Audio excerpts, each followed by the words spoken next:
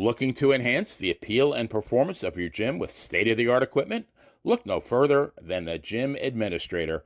Founded by Sal Corrente, professional wrestling manager, promoter, and author of the great book Bruno Sammartino, the autobiography of wrestling's living legend, available on Amazon.com, the Gym Administrator will spot you on that final rep and assist you every step of the way from purchase through installation, whether it be strength training, cardiovascular training, or performance enhancement.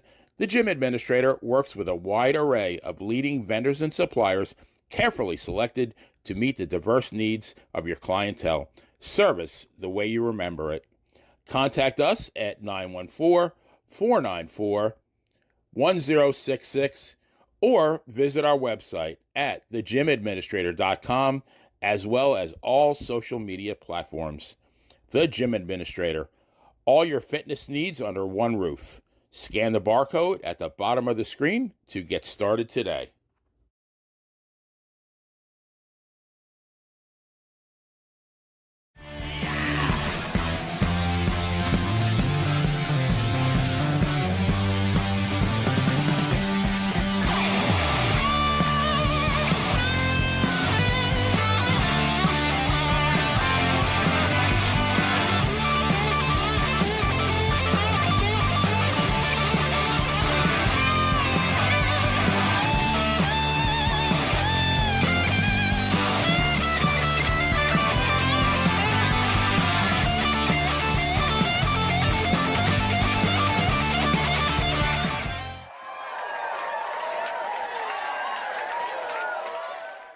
All right, welcome back to Long Island's #1 pro wrestling broadcast. Monte The Pharaoh, only seen here out of Tin Mirror Studios here in Kings Park, where we've got, it doesn't get much better than this, Jimmy. This guy, DDP, the man, the myth, the legend. Jimmy, are you excited for this one? I'm sweating, and I got goosebumps, so I think I'm in mode. Okay, that's fantastic. You know what sucks? My mic is off and my headset's off, and I see you two rapping. I'm like, what are these guys talking about? What are they talking about over there? Well, that's for us to know and you to never know. Wow, that's just not fair. I know, I'm rough. No, it was actually some talk about the NWA and how Flair just ate up that traveling schedule. He loved doing that stuff. That's why Flair became who Flair became, because he just loved the duties that came with being an NWA champion and all the touring and everything. He just ate that stuff up. So that's basically what we were talking about. Well, Diamond, Dallas Page, thank you for taking your time out of your busy schedule. You are truly an icon, and thank you for coming on Long Island's #1 pro wrestling broadcast. Oh, good to be here, bro. Good to be here. Yeah, I'm a big fan of Nate.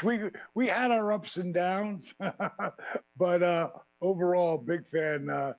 When you put, this me and Jimmy were talking before we came up, talking about, he brought up Tommy Rich first and asked Tommy why he only had the title for 5 days, and he said, because I like to stay home in Atlanta. Yeah, right. And, if you had that big goal back then, man, you were the world champion, because you were all over the world. And Nate, I mean, he was born to do that, man.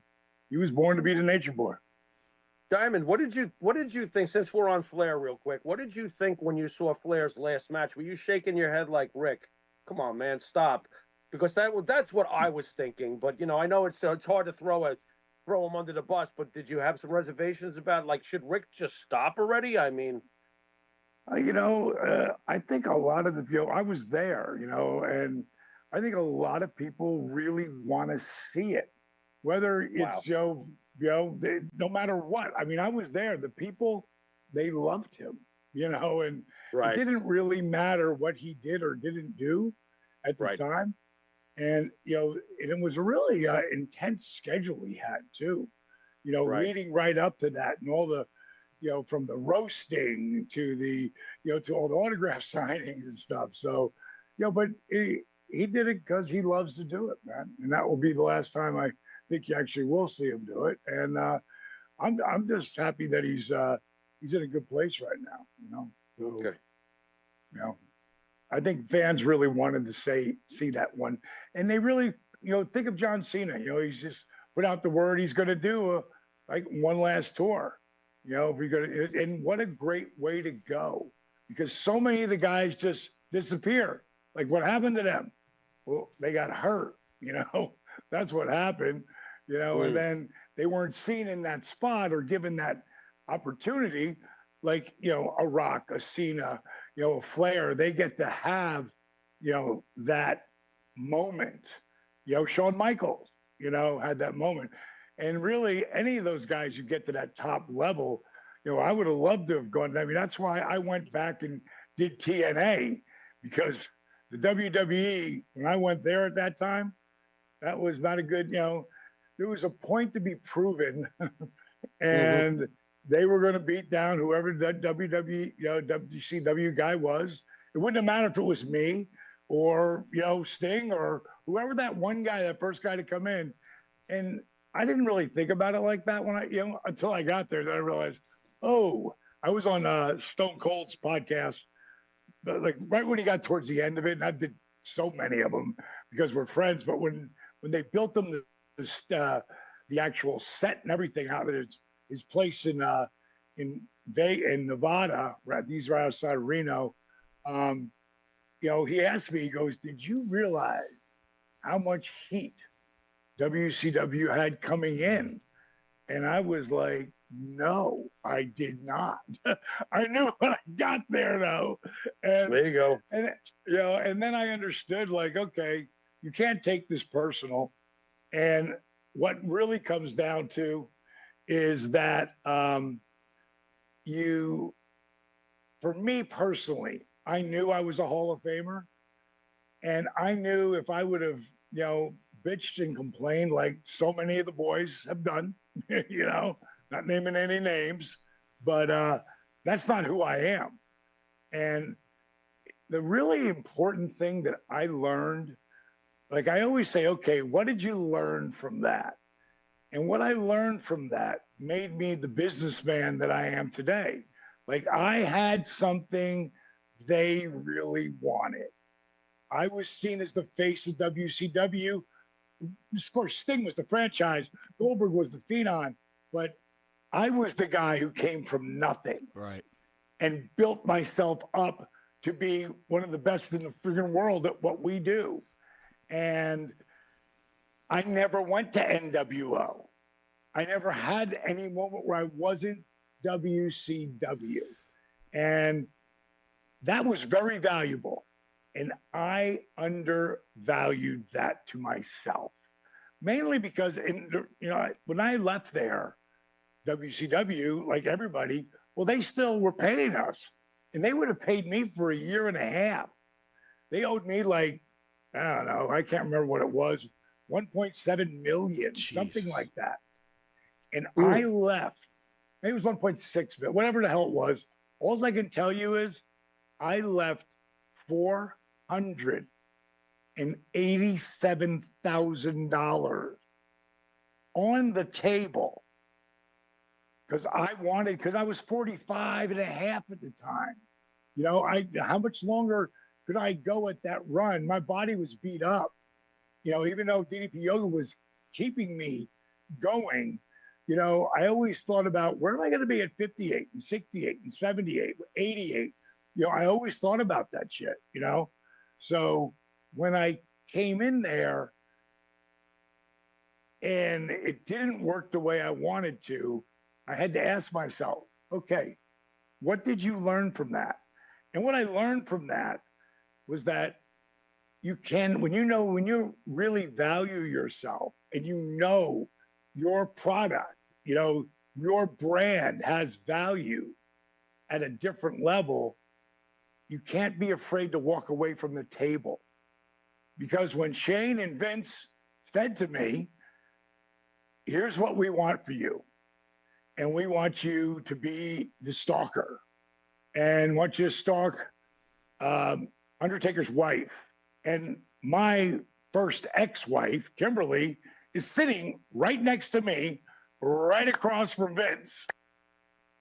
Now, if you knew how hard I had to fight for everything I got in WCW, when I say, if I was being me right then, like 100% me, I would have said, Vince, are you fucking kidding me? Are you looking at my wife? Like, you want me to stalk some other guy's wife when I have the most beautiful woman, on the planet? Like that's what I would have said. And because I didn't think there was any heat coming in, I didn't see it. Why would I have heat? Right. No, because I was WCW, and we almost put them out of business. Well, Dallas, we were this close. That's what I want to ask you. Did that WWE crew have the right, like the right to be angry at you guys? Because you were in the back there. Were you guys actually trying to put them out of business? I wasn't. Are you kidding me? I'm one of the boys. Why would I? I mean, I was so happy when Cody did what he did and created this hype behind him when he left the WWE and did what he did. Right there, I called him up. I said, come down and see me. And he came down to the Performance Center, and I've got like a production company, bro. I'm not, I just don't film workouts and shit. I mean, I've got a full-blown production company. The Resurrection of Jake the Snake. We did everything. We filmed it. We edited, sound, color, everything. That was my company, Comeback Studios. We did Relentless, another one. We're about to put out a show called Change or Die. That is a docu-series, and you've already seen the results from Butterbean and Bagwell. And there's another girl who had some incredible results. But my point is that we're a big production company. And I said to Cody, I said, let's start doing those videos like at a different level than what the Young Bucks are doing. Because the Young Bucks had like 100,000 people following them, and they were building their own brand. And it was a hell of a brand. And Cody was with them. So we started doing videos with him. And then it cost me hundreds of thousands of dollars again because I wanted to help Cody. And I tried not to offend the WWE by helping him and doing stuff with him. I never took a payoff ever, except when they asked me if I wanted to wrestle. And to be perfectly honest, the only reason that ever happened was because one night I was drinking and I said, I think we got one more shot. We got one more shot with me here. And, I think I'd like to do something. This is like 2019, right? And I said, and I've never really talked about this. And I said, I don't want to do a single, but I'll do a tag. So let's think about what we'll do with that. And the next morning I called him up. I said, hey, bro, I think I got a little too buzzed. It was talking too much shit last night. Because again, I'm 68 now. And at that time I was 63, about to be 64, like 2 months away and 3 months away. And I always think about, where will I be at 78, 88, 98, 108? Where will I be? What will I be feeling? Right now, I feel fucking great. And I'm still a Ferrari. I just got 998,000 miles on me. So what ended up happening is I went on there and did that stuff with Code. And if he needed me to walk him to the ring and all in, and hell yeah, I'll do that, And then I realized 2020, and you have to understand, I tried to wrestle in 1979. I had 3 matches. I worked for like 2.5 months, 1 day a week. That these guys ever put me in the ring was just because I looked like somebody. I didn't have any of the knowledge or anything. And on the 3rd match, I went over the top rope. I torqued my knee, and my doc was like, listen, take off a month or 2. Then you can go back to that crazy shit you're doing, but take off a month or 2. And I got a chance. I've been working in the bar business since I was 17. I got a chance to run my first little rock and roll club. And now I'm the manager. And as a kid, being a bouncer, fucking, and then a bartender. But when I was a bouncer, and before I was a bouncer who wore a shirt that said Archstocks Royal Banner, before I wore that shirt, when I was 18, trying to get laid, I couldn't get laid with a fistful of pardons with a woman's prison. You know, I mean, it's fucking, it ain't happening. But as soon as I put that fucking shirt on, pussy all over me. That's all it takes is a shirt, Jimmy. That's all it takes is a shirt. There you go. With a club, in right. a hot club. Yeah. But the guy who I really wanted to be was the fucking manager, because the manager, he gets to buy the drinks, he gets the free. I mean, he's the guy. He's the host. He's got pussy all over him. Like, I want that job. Me too. So at 23, I got that job. Yeah. And the booze, the broads, and the party took me off in a different direction. And I watched wrestling occasionally. And then when I heard about WrestleMania, I was so pissed at myself for not staying focused and following the dream. And I fuck wrestling. I stopped watching wrestling.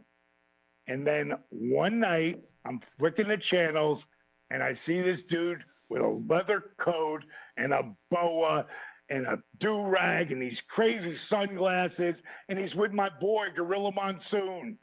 And I'm like, who the fuck is this guy? He's got such energy. It was Jesse the Body Ventura.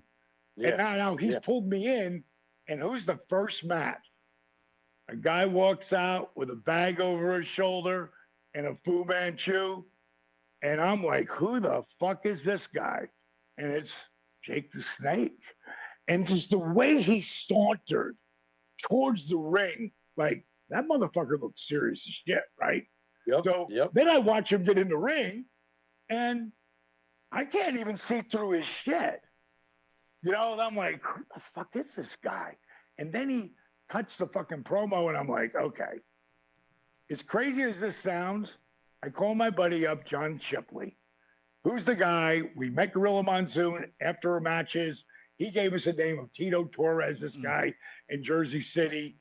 And he would go on to work Memphis and a couple other federations before, little small, you know, some of the promotions before he, you know, packed it in. But I called him up and I said, Shipley, did I miss something? He goes, what are you talking about? I go, about the business.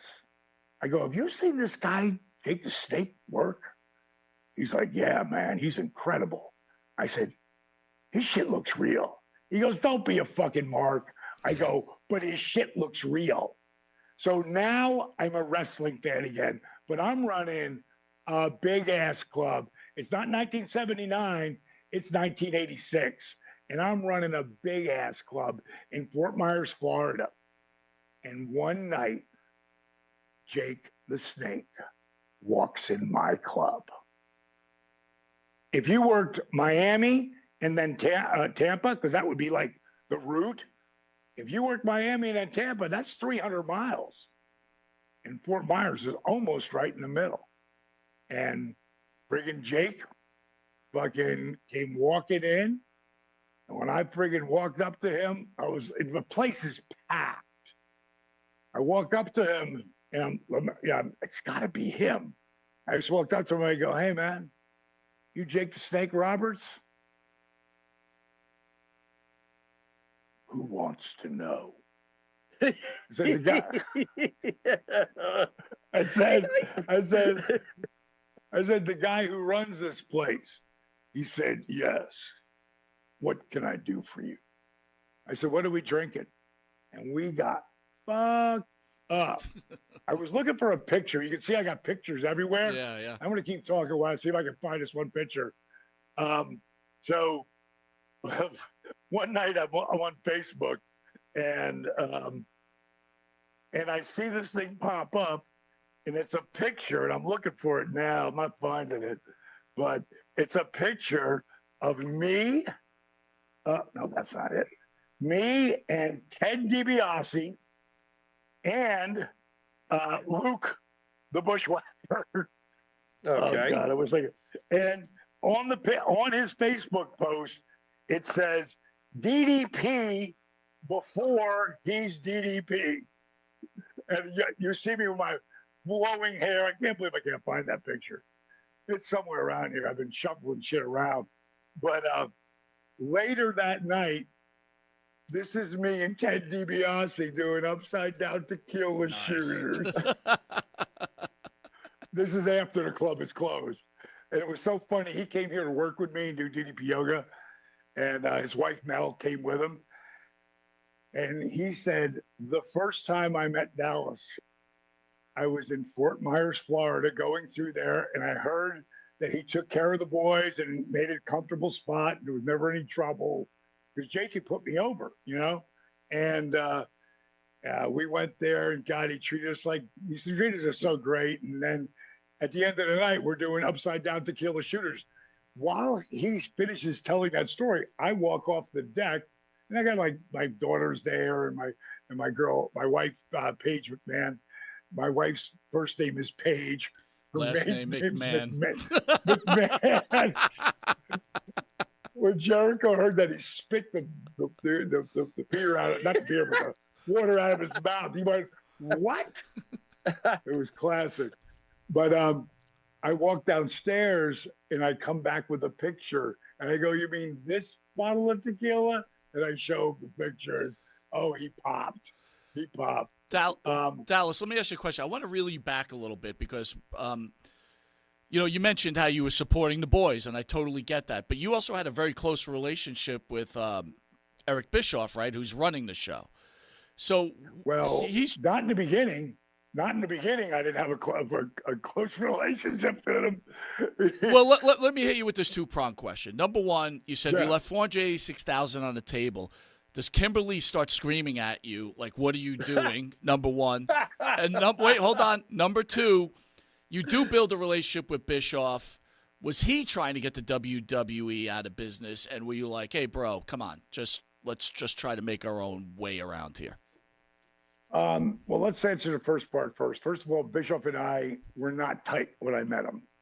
I met in a pull-apart fight that got pulled apart, and my Pat Tanaka and Paul Diamond, and I got a great picture of that. This is the very first time I ever showed up in the AWA. I just saw this picture when I was looking for a picture of Luke. This is like the first day in the AWA. Oh. The only reason I know it's the first day because that blonde was only the Diamond Doll once. Her name was Leanne. And that's the only reason I know it's the first day. But Pat and Paul like pushed me out. What the hell are you doing? He's office. And later that night, went to the diner and shit. So I'm kind of sober, get off the elevator with Pat and Paul, and he's there again, Bischoff, and he starts in on me again. They're like, go to your room. And I waited to see what room he was walking in. All right, I go to my room. Cooler heads prevail, right? Next morning, I wake up. I want to go bang on his door and see how tough he is right now. Because I was very irritated by that whole thing.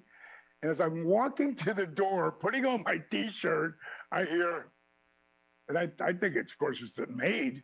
And I open the door, and it's him. And this is who Eric Bischoff is. Like, at his root, at his soul, he's one of the realest cats I have ever known. He says to me, I heard I was a real asshole last night. I'm sure he remembers this differently, but this is how it happened as far as I'm concerned. And I said, yeah, you were. As a matter of fact, I was just on your room to see you. And Bischoff says, I saved you the walk. And he says, and this is the character of Eric Bischoff. He says, there's two ways we can handle this. One, well, accept my apology and shake my hand. Two, and he pulled his front three teeth out. Because he'd been fighting since he was little. And he was like a third-degree black belt. And this cat wasn't afraid of anybody. He pulled he pulled his teeth out of his mouth and he said, punch me in the mouth. Whatever you think is fair, I'm good with it. And I popped. I've been running clubs at this time since I was 23 and I'm 31 at the time. I have heard every fucking excuse you can hear to get back into a club. But I never heard that one. I said, dude, I'd much rather shake your hand. And that was that. And then later he would come to WCW, and Dusty heard that Jim Herd was bringing in this young guy from the AWA. And they needed a new facelift, for the smaller operations, the syndicated stuff, and going to give him a shot. And Dusty's like, do you remember him? I go, the name sounds familiar, but I don't remember him. And then he's really late, and I got to go do TV. And when he gets to CNN Tower, I'm really late, but we got to do this tryout. And as soon as he walks in the door, even though he looks like a Ken doll now, when he knocked on my door, his hair was down to his shoulders. It was silver. He was wearing a leather jacket. He was rode hard and put away wet. That's the way he was when he came to my door. Bottom line is, this time he looks like a damn Ken doll. He looks like a model. Got the short black hair. He looks handsome hell. But I recognize his eyes. And as soon as he walks in, I'm like, hey, man, didn't even have to say anything. We didn't have any time. I said, great to see you, man. Listen, we got to get in the booth. We got to knock this out. So I said, let's play this. Maybe it's a 6-minute match. And we got done. And Dusty had said to me, make sure he does play-by-play. And, of course, you do the color. He said, if you like him, help him out. If you don't, let him just bury himself. I said, okay. So we get done with that task. And I looked at him. I said, so let me ask you a question. He said, sure. I said, how bad do you need this job? He goes, bad. I shit the bed in New York that Vince ain't ever gone. He said, my wife is pregnant with our second kid. I need this job. I said, okay, so this is what Dusty told me. You do the play-by-play because you're doing color with me here. I'll do the color. Let's do it again. A minute into it, I said, stop the tape. I said, you don't know how to do play-by-play, do you? He said, that's not what we did up there. We talked about the match and the guys. And I said, okay, here's the deal. Play the tape. Start beginning again. All right, collar and elbow lock up. Boom, pulls him into a headlock. No, he goes, takes it up to the top, wrist lock. Oh, big elbow. Boom. Guy takes a bump out the floor. Now, hold on. This is what he's doing. He's clearing his head. I'll fill in the color. Let's try it. He nails it perfect. I go to the next phase. I do that. And it's much longer talking stuff. He nails it. Finally, we get done with it, probably about 6 times going through it. I go, I think he's ready. Let's give it a shot. And he goes, hold on a second. Can I ask you a question? I said, yeah. He goes, do you remember me? I said, yeah, you're the guy I almost got in a fight with in the AWA. He goes, wow, just checking. He thought he was toast because a lot of guys in all businesses, but especially ours, when you're down below and that guy fucking beats you down, when you get above, you beat him down. That's not who I am, though. And I never change who I am because of the way other people act. So that was the beginning of a relationship with me and Bischoff that would last a lifetime. I mean, Dusty Rhodes' wife, Michelle, Cody's mom, she sold me a house on one side of the street. She didn't even know, because Atlanta's so big, she didn't realize she sold one to him and me on opposite sides of the street within a week of each other. We were supposed to be together. and at the ultimate bottom of everything. So the relationship with me and Bischoff is real. Now, when he put me in the Hall of Fame, he told people that being his friend was not an advantage when it came to making money. He gave me a job because when I was working with Bill Watts, when I tore my rotator cuff after 9 months of work in the ring, he said I knew he was going to let me go. So I just told him, I'm going to let myself go before you let me go, Bill. But here's all the things I'm going to do, and you're going to want me back. By that time, Bischoff was in a spot where he could give me a job a year later. But I needed that year to work with this guy, Jake the Snake Roberts, the guy who pulled me in to the business when I wasn't a fan anymore. He made me want to watch again. And this guy would walk into my club and then later become one of my closest friends. And between him and this guy, without Dusty Rhodes, there is no Diamond Dallas Page. Without those two cats. So I had two of the best mentors that you could have. And I needed that time to get away from WCW, just like Cody needed that time to get away from the WWE, only to come back and look at him now. And like I said, it cost me when it became AEW, well, and I was involved, no more action figures, no more game, literally cost me hundreds of thousands of dollars to do that. Now, granted, I did make money with my company because we did anything that you remember how good AEW was storyline in the beginning? You remember? In the beginning, yeah. Yeah, in the beginning. And you know who was in charge then? Cody Rhodes was calling the shots. But Diamond Dallas Page's crew were filming all the video. Anything you didn't see in the ring was Comeback Studios.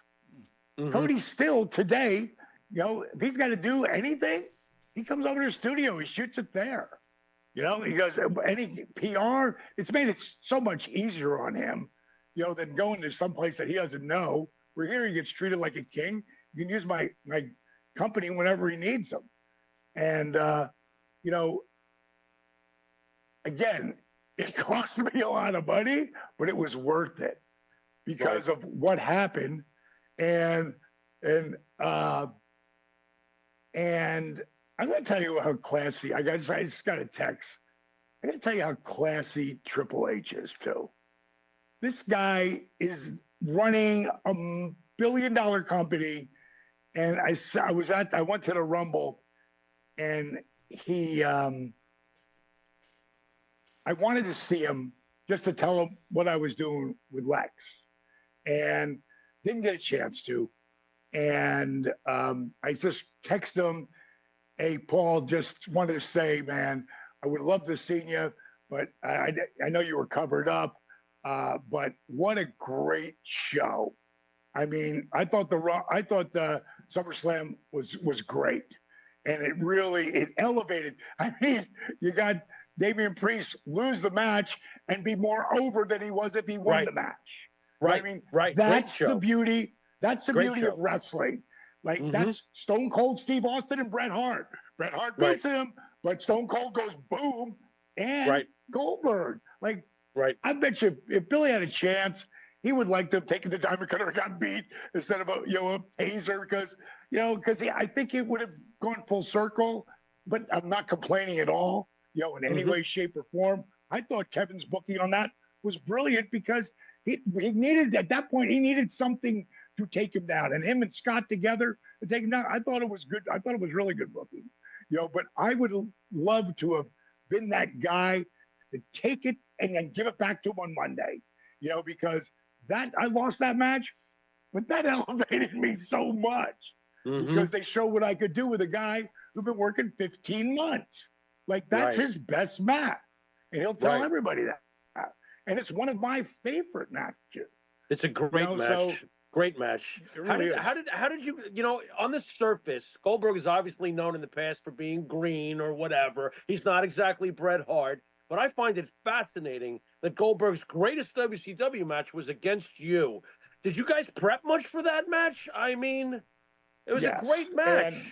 Yes, and it's so funny, 'cause me and Bill, I go back to being with Bischoff in a strip joint in Atlanta, and we're having a good time. And I meet this guy, Bill Goldberg, full head of hair, plays for the Falcons, and we're friggin' doing shopping. It was like bro buddies, bar buddies, same like when I met Jake, only a lot different.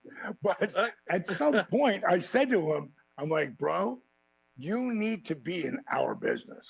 Like, I know you're playing football, but this is 5 years before he comes in. Maybe it's 4 years. It's 4 or 5 years before. I mean, I get his number. We exchange numbers. We friggin', let me finish the Triple H story. I went to a different direction.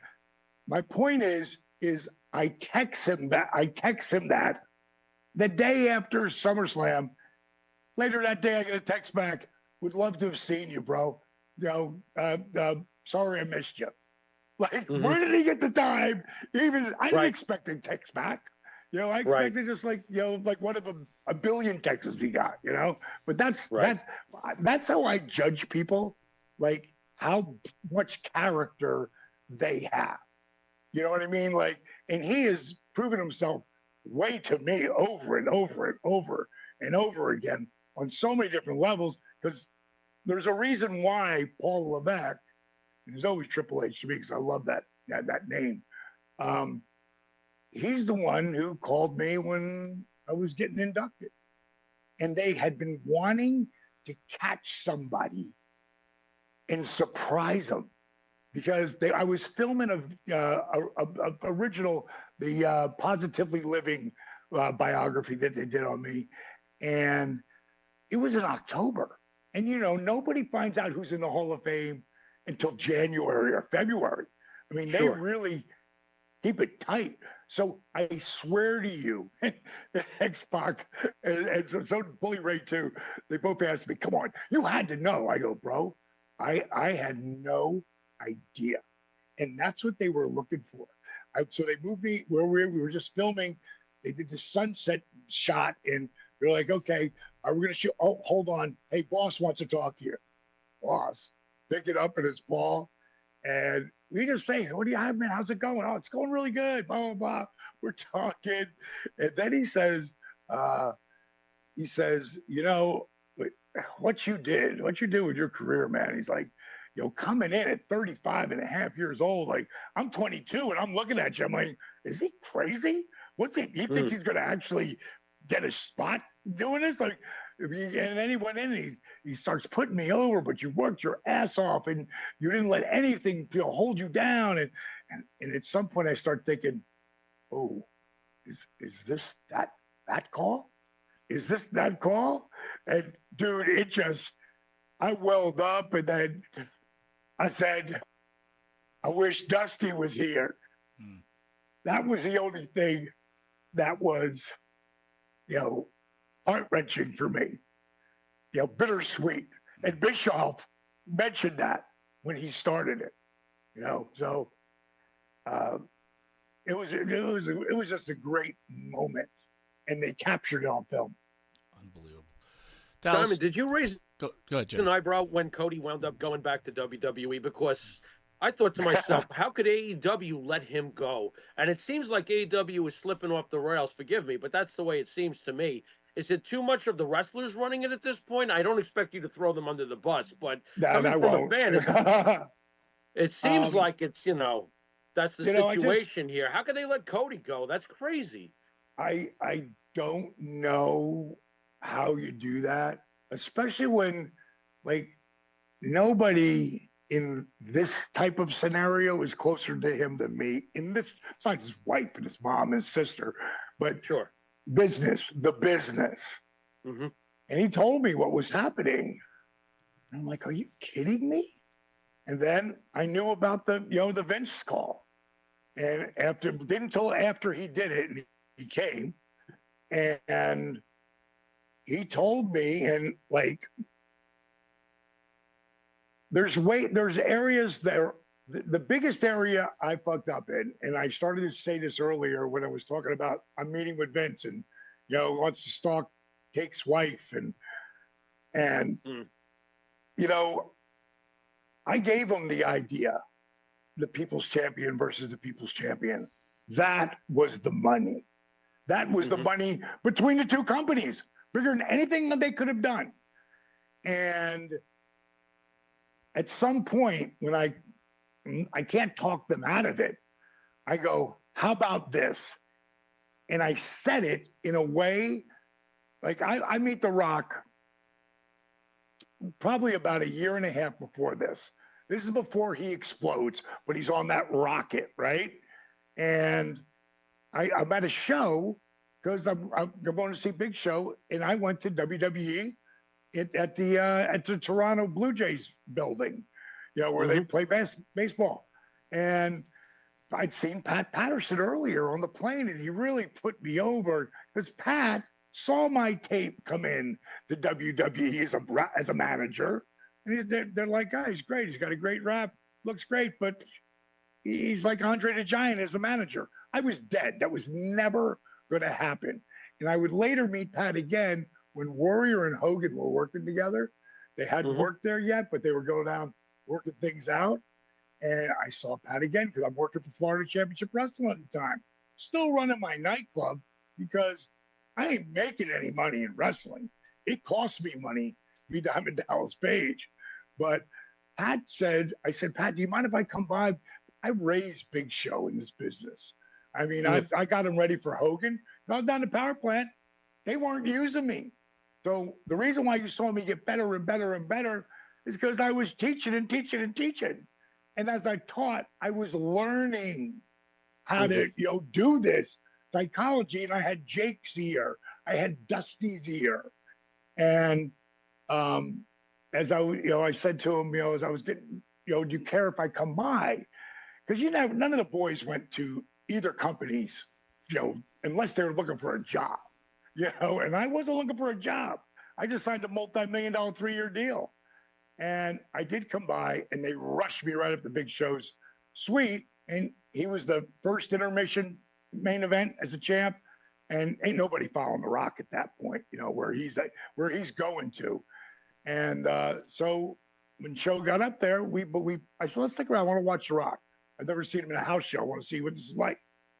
Go downstairs. We're getting ready to leave. Big Show goes, hey, Rock, you in here? He goes, yeah.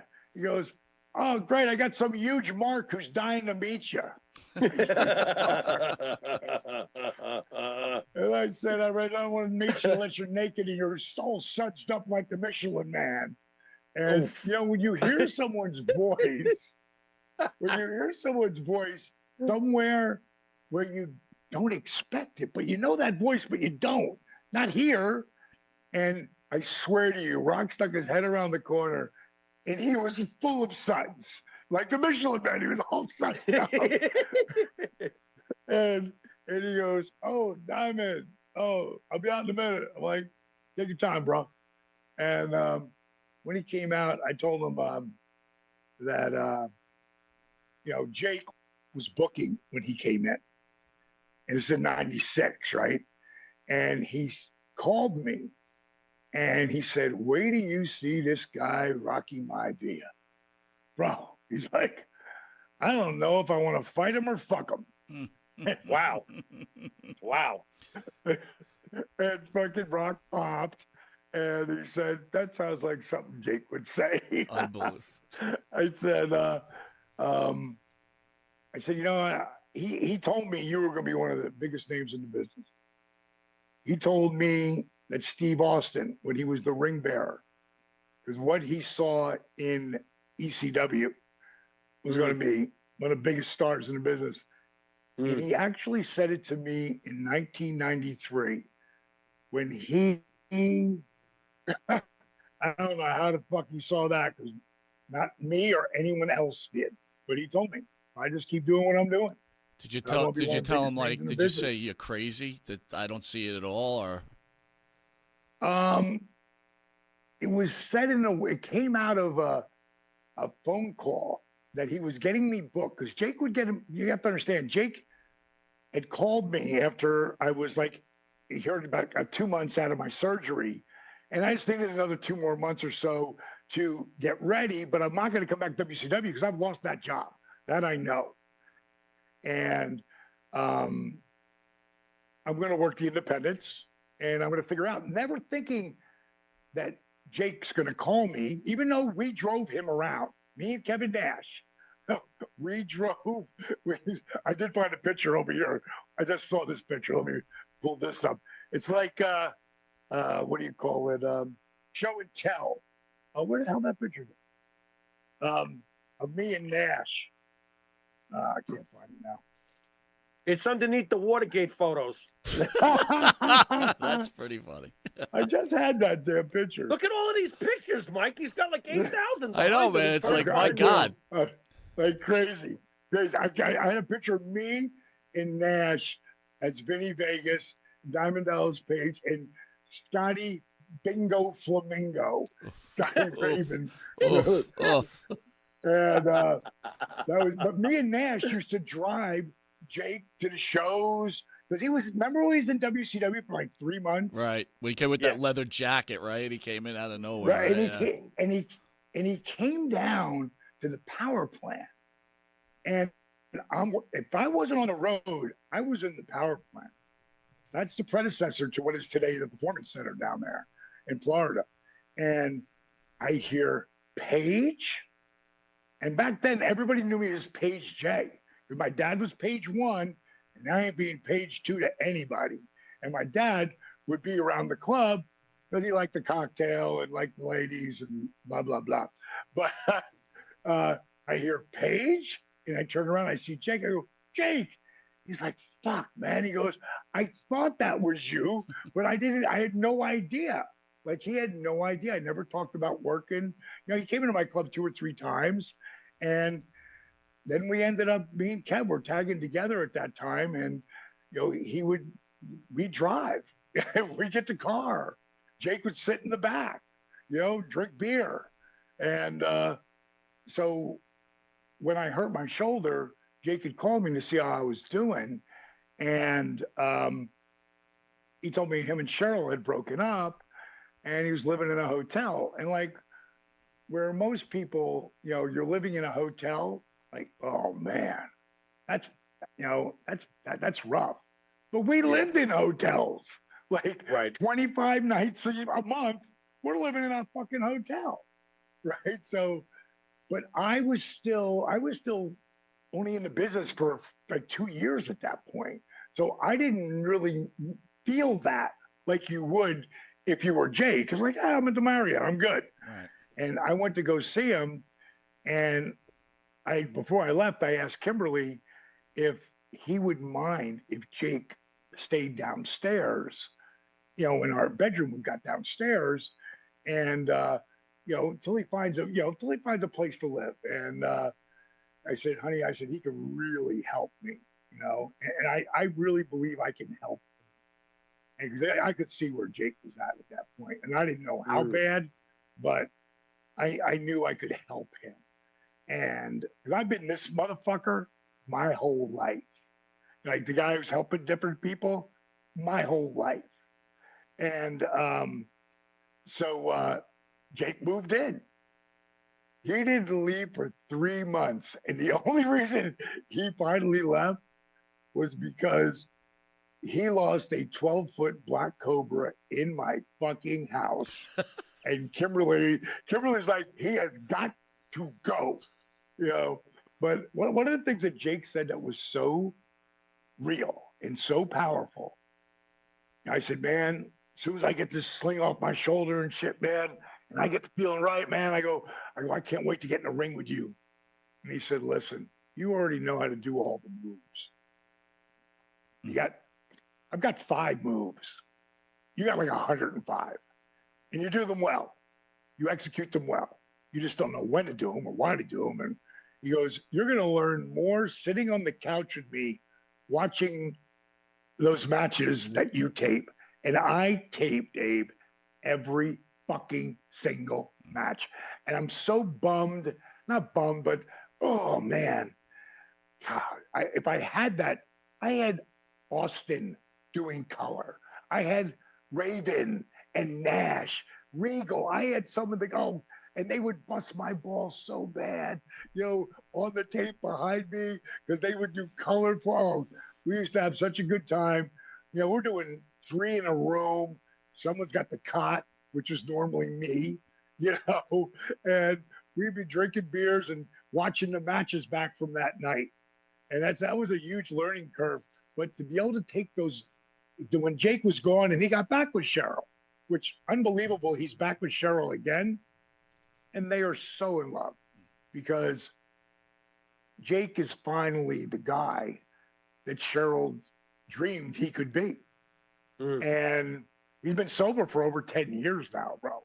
So, like, Jake, this Jake I've gotten to know over the last 8 years has been pretty amazing. And a brother for life. But he'd be back with Cheryl, and I would drive out to Lawrence, Georgia, and play my matches for him. And some of it was decent, and most of it was like, what the fuck was that? Like, why would you do that? And he'd make me figure it out. Then the day I took a diamond cutter on an enhancement guy out of nowhere, he smiled, took a big toke of a cigarette, and went, now you're getting it. And that was the beginning of where I was going to be. And having him and Dusty in my ear at different points was so pivotal. And especially Dusty when it came to vision, like visionary shit. Right. And, seeing it. I always say, people who say, I'll believe it when I see it. Those fuckers never see shit. But the people who say, I believe it because I see it, those are the game changers. And I saw it. And like one time with Dusty, I was just venting my fucking ass off. I was just like so over the booking committee and not seeing what I was doing. This is like November 1994. And I'm really getting like, not good, but I'm getting pretty good. Like I deserve more than the bottom fucking curtain jerking spot. The second I would have been happy with, but I'm shooting for that Rick Rude, that Jake Roberts spot. Because whenever those guys went out there, you did not know who the fuck was going over. And I don't mean them together. I'm talking about whoever they got in the ring with, Rick or Jake. You had no fucking idea who was going over. And that's what I wanted, that element of doubt. And I said to Dusty, one of my favorite stories, I said, Dream, I know I'm never going to be you or Rick or Hulk. I know I'm never going to be the world champion. But the fucking bookers, he went, Dennis, enough. What did you just say? And now I feel kind of stupid, right? I'm like, well, come on, Dusty. I know I'm never going to be you or Rick. And he goes, no, D, what did you say after that? I said, well, I know I'm never going to be the world champion. He said, what the fuck are you doing it for? Dallas, if you don't think that you deserve to be a shot in the future of being the world champion, then you need to get the fuck out of our business right now. And I literally felt his hand come through the phone and just bitch slapped me. And he kept at me. But I can't tell you a thing he said after that. But I can tell you exactly what the fuck I did. I wrote down, I will be the world champion 5 years or less. And it was 4 years, 4 months, and 14 days. And the craziest part is I tell this story when people get cameos from me because they're looking for motivation and belief in themselves. And that night was maybe the second four-way dance that I'd ever seen in WCW. And I get in the ring with Rick and Hulk and Sting. Like, what are the fucking odds of 4 years, 4 months, and 14 days earlier, me saying I'm never going to be Rick or you or Hulk? But yet I get in the ring with Rick and Hulk and the franchise Sting and the most decorated cat of our time. We were talking about him earlier, the one and only Nature Boy, Ric Flair. Doesn't give me a screw job finish. He takes a diamond cutter in the middle. 1, 2, 3. Wow. And I thank Rick. I thank Rick later. I thanked him at the Hall of Fame because I didn't really, I thanked him, but I didn't thank him the way I needed to. And when I went into the Hall of Fame, I told him, I was like, dude, none of that was lost on me, man. Like, you, Ric Flair, put me one step closer to this Hall of Fame, to this podium right here. And that's the kind of shit that Dusty has done for so many people, but I'm the inside of the inside of the inside of the hand. He had 5 friends. You could count them on 5 fingers. Like, everybody was his friend. But he had 5 people he counted on. And Cody had called me the day he left us. And he said, Dusty wanted you to know. Because he would call him Dusty a lot. He would call him Dad too. But to me, sometimes it was more Dusty. And he said, Dusty wanted you to know he had 5 of his closest friends on the hand, 5 of them. He said, some people fell off the hand. And I never heard this part. And Cody said, Dallas has never fallen off the hand. It's an amazing story, Dallas. Bob Cook, the wrestler out there, says, you were one of the hardest workers he's ever saw. You worked hard every TV taping. Pretty amazing. Dallas, I got to ask. Bob Cook. Bob Cook's a good man. He was a great guy to work with, and a lot of talent. I mean, he really got the business. Dallas, time flies by, right? You're an icon in wrestling. But, if people haven't seen it, I'm sure they all have, when you were on a Shark Tank with Arthur Boorman, I think I'm pronouncing that right? Yeah. You got it right. It's an amazing video of this gentleman, way overweight. What you did with him and what you did together was incredible. But the question I have for you haven't. First of all, you could just tell the positivity that you bring to this world, your friends, just by this interview. But for Diamond Dallas Page, which is more rewarding, your professional wrestling career or what you've done for the human race? It's kind of funny. You guys know who Brian Alvarez is, right? Yeah. Mm-hmm. Sure. So Brian did, before it was called DDP Yoga or DDPY. Why? Because I want people to stop calling it just fucking yoga, but it's not. But back then I called it YRG, Yoga for Regular Guys, right? And Brian was one of the guys who did it. He was a worker. He was beating up his body. And at some point, and I got to get the years right, because we've been successful as fuck for the last 13 years, coming up on 14 years. And it was 8 years before that. It took 8. We were an 8-year overnight success. And I had $548,000 in it before I took a dime. And so it's probably, if we've been successful, say 14 years, it was 16 years ago. I'm doing an interview with Brian Alvarez. And he says, where is Diamond Dallas Page 5 years from now? And I said, honestly, Brian, I am the new Jack LaLanne meets Tony Robbins meets straight Richard Simmons. And he popped on that. And I said, I honestly believe in the next 5 years,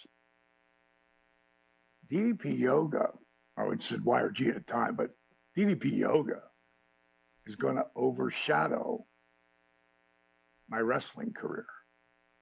He said, what? Now, he'd done the program. All he'd seen is DVDs at this time. He hadn't seen a whole system I built. He hadn't seen the app with 500 workouts and food, 3 different food plans and inspiration out the ears, and to keep people accountable, or our community, which is 78,000 people strong, like that really care and help each other. He hadn't seen any of that. And he went, D, come on.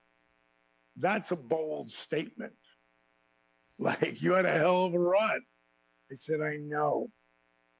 I said, but I really think, you see, Arthur had already happened. It just hadn't gone viral yet. In 2007, I started working with Arthur Borman.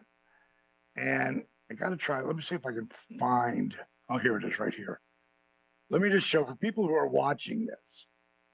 Oh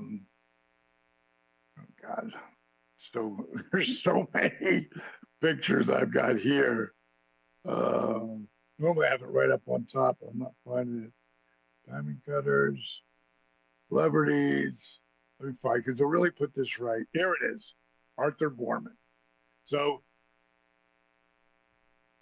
every single person who got my program, when I first put it out in 2000, end of 2005, going into 2006, every single person who invested in a program got an email from me.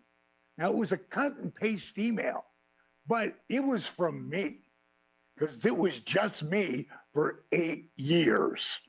And I sent them a thing saying, hey, thank you so much for believing in me. I so appreciate you investing in, yoga for regular guys.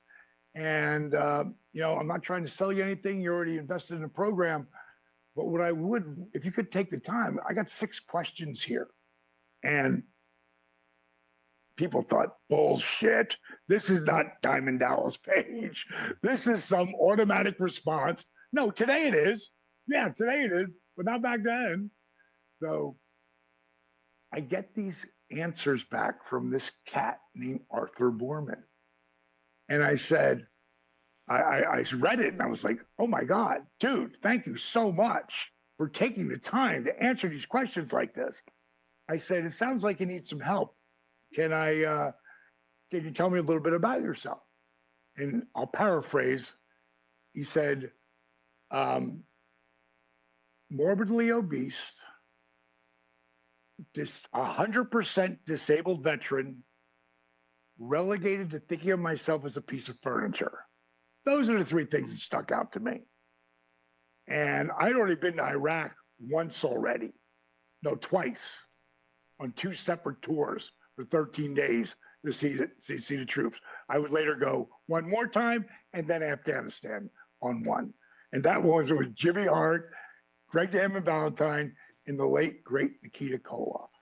No, Nikolai Volkov. Screwed that up. I was about to say, did Nikita pass? I didn't know about it. No. Let's not do that. Nikolai, who was such a sweet man. So, I send him that, you have some, tell me about yourself. I sent it back to him. I said, send me some pictures. And he sent me this picture and What the hell's that? Get that out of there. Oh, damn it. Hold on. Oh, there it goes. All right, he sent me this picture and that picture. So I'm like, damn. I wasn't worried about the knee braces or the weight. I was worried about those cuffs, those canes that he walked on. He told me he'd been walking on those canes for 15 years. So I sent him one of my 3 food plans. Like now there's 90-day food plans, like that go with the app. Like, you want to know what to eat, how to cook it? My daughter, Brittany, will show you how to cook it, give you the recipe, and go buy these things in the store if you want to get them. Like, we do everything for you. So back then I didn't do any of that, but I sent him the food plan. And if he writes back, I think I could do it, or I'll give it a shot, I would have wrote, awesome. Keep me posted. He didn't write that. He wrote, I can do this. I said, send me your phone number. That's the first person I ever called that did my program that I didn't know at all. Not through anybody. I'd meet people through friends of mine, help them, but it came out of nowhere. And I think personally, God, or whoever's running my video game, I call him God. I said, I believe God sent him to me and me to him. And this would be, for anybody's watching, just to say, if you've never seen the video, okay, he goes from that guy in 10 months to that guy. Amazing. Wow. From amazing. that guy. Wow. From that guy to that guy. From that guy to that guy. From this guy. This is my favorite picture, though. I'm like, Arthur, why is your son holding on to you? He said, because I'll fall. Not anymore. Jesus. From this guy to this guy. Now, this is my favorite picture, though, of all. In 10 months, he lost 140 pounds. More importantly, he lost the knee braces, the back brace, and the wraparound canes, not just to walk, but run. In 12 months, he sent me a picture with Warren, who did his first video that about 200,000 people saw. This is a picture to celebrate his 1-year anniversary with Warren standing on his back in plank. That's how much my program can strengthen your body. That's the best example I could give ever. So it's safe to say that that's the love of your life then, huh? You know, I loved my run. It was such a fantasy. You know, it could never happen today. Not the way I came in and be a manager, and no one will ever repeat that. It's just impossible. It's impossible, you know.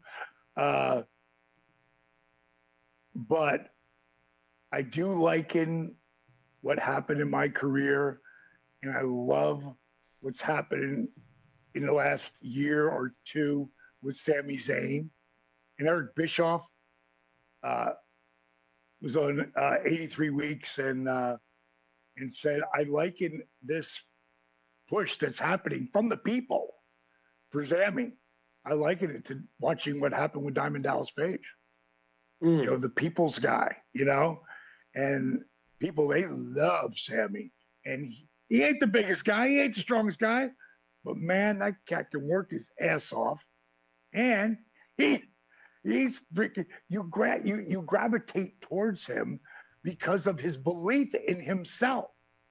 And the other guy, they brought it up at WrestleMania, and the guys from Rolling Stone brought me into it in what I thought of him, and that's LA Knight.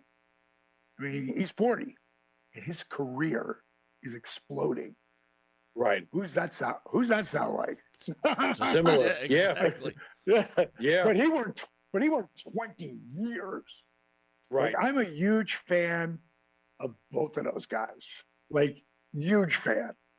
And I can remember coming up to Sammy. I want to say it was not last year's Royal Rumble, but maybe it was the Rumble before. And and it was before the bloodline thing started, which I thought was so money. I mean, so money. And bringing Sammy in, oh my God. And my favorite moments were where, Roman, I think Roman's as good as it gets right now. And back then, like for years, he has been. But he tries to, he doesn't try. He is a badass. And he ain't laughing at shit. But there are times where Sammy got him the friggin' like almost break character. It was like watching Saturday Night Live. Right. Like it was just so close. And Roman's like, "You motherfucker." He's like, he's trying not. And sometimes I think one time I believe I remember one time where he just laughed out loud. Like he couldn't hold it in anymore. I mean, I love so much. Like I used to tape Raw and SmackDown and just fire through shit, like I'll pick what I want to watch. And I'm still like that today, but I don't fast forward as much, and I think the talent and the storylines since Triple H has taken over. I mean, you're talking about a guy who was 14-time world champion, couldn't be at any higher grade in the business. And I think the fans really see how much he loves the business, man. Yes. And cares about the boys and the girls. He cares. Like he really cares. And it's very obvious with his booking. And I wish you guys saw the video that I did talking about the slap. And I compared when I saw the slap, I was in Jamaica, and I had to make a video about it, and I got one of my guys to edit in all the, WCW stuff, the NWO, the takeover, Hulk turning, and then I brought it to the slap, and how, I mean, my phone, my text. Everybody was like, what the fuck is happening?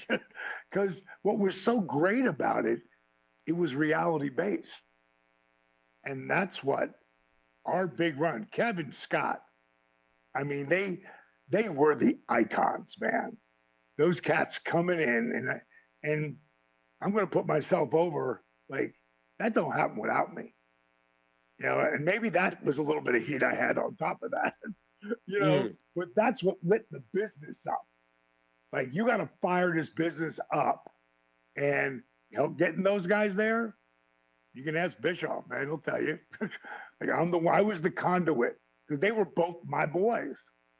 And for them to come through, and my career never happens without Dusty, without Jake, without Eric, without question, because without getting the breaks that he gave me, but he never gave me the push and he never paid me.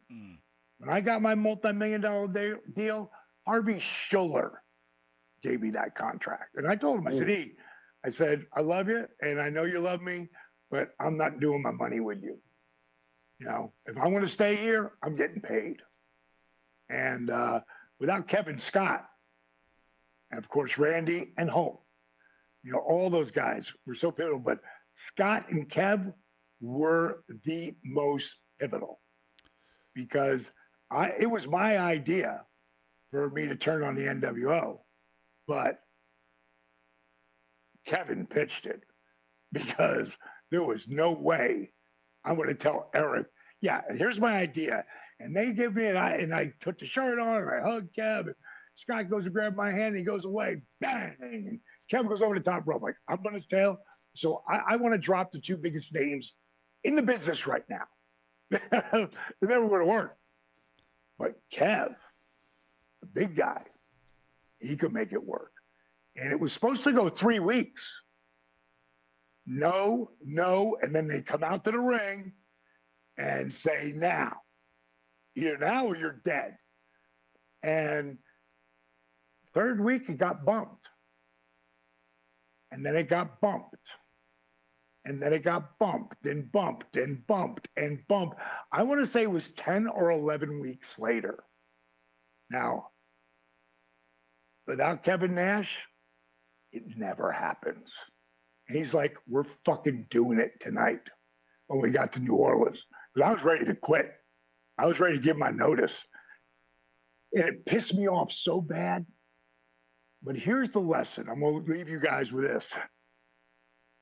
Everything that's ever happened to me that looks like it's the worst thing ever has turned out to be the best thing to ever happen to me. Mm-hmm. When I got hit by a car when I was 12 years old, hit my right knee, my face bounced off the hood. I flew 42 feet from impact. I've been playing football for 3 years. I was going to be playing defensive end for the friggin' Dallas Cowboys. Like, it was going to happen. You know why? Because I saw it. And at 12 years old, I knew it. I hit by that car, you're never playing football again. And I started to play basketball, which I sucked at. And I sat on the bench when I finally made the team, and I never let that happen again. It taught me work ethic, which is inside my Hall of Fame ring. It taught me work ethic equals dreams. And that's what's on the inside of my ring. Exclamation point, DDP. Later in life, I tear my rotator cuff. Bill Watts is in charge at the time. And I know he's going to let me go, so I got to let myself go. And I got to get away to be able to come back. Jake Roberts moves in with me.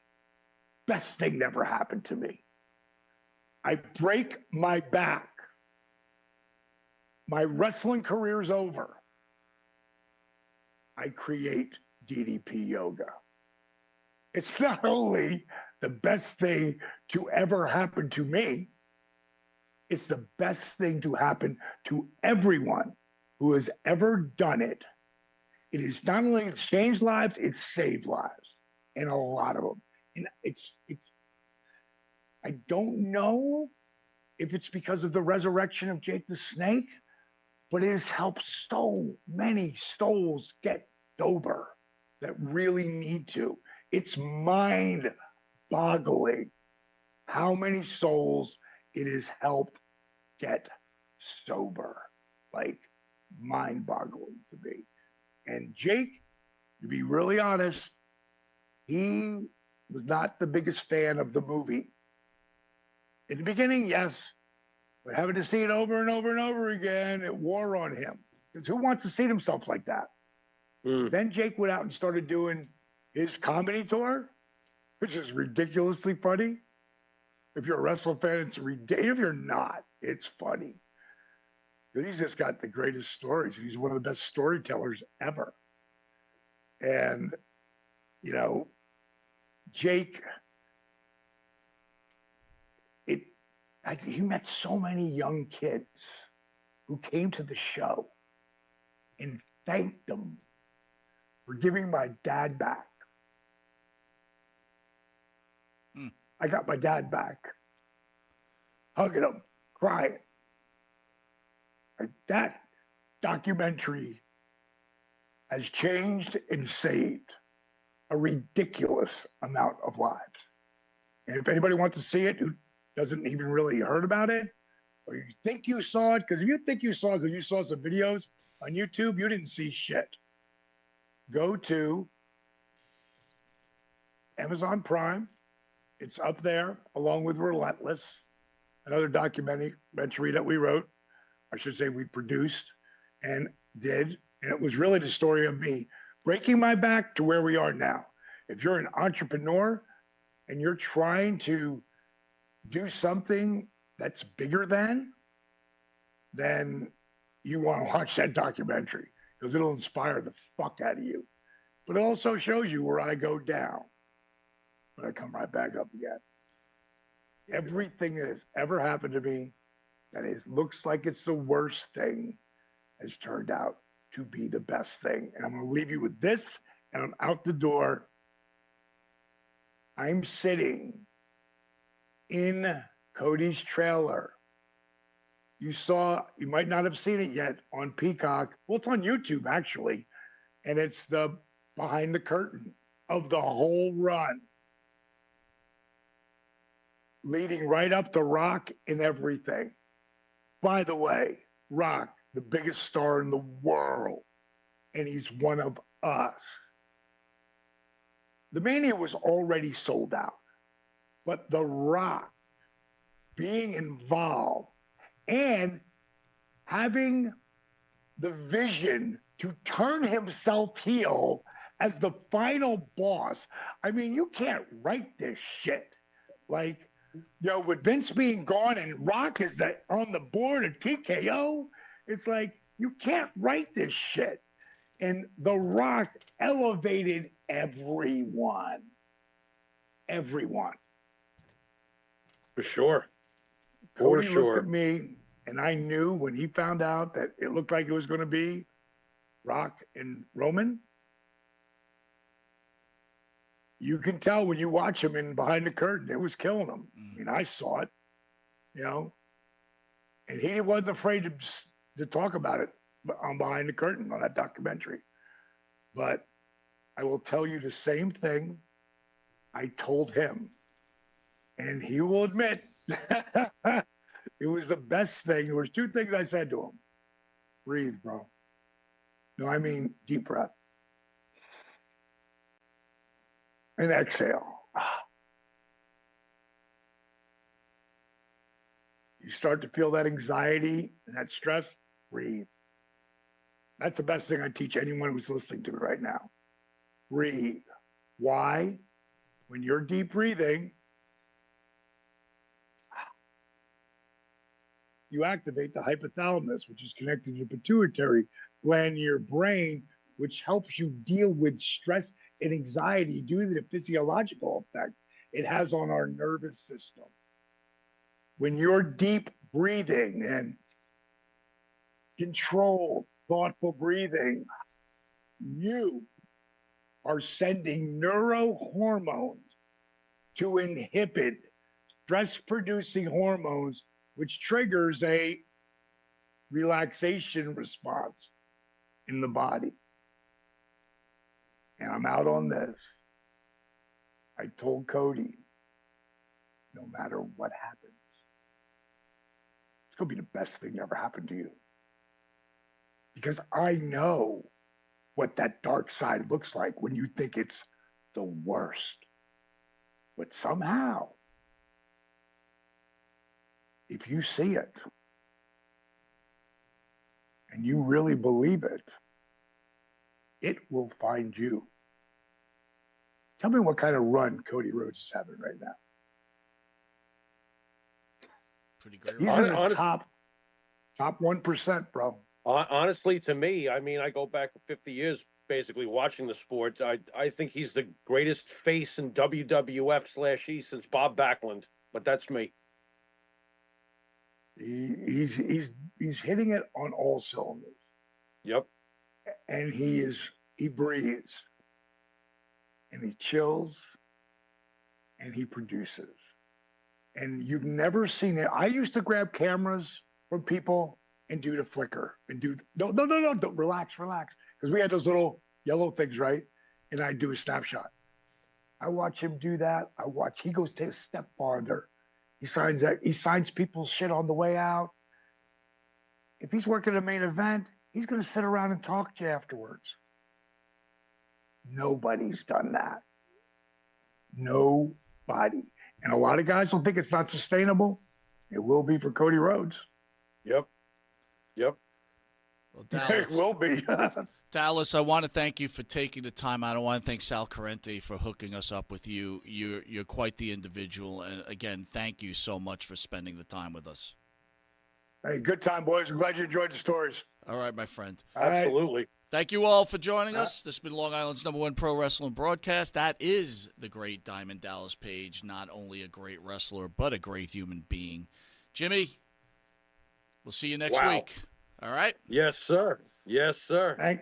Thanks, boys. Appreciate you. I appreciate you. All right, we'll see you all next week. God bless.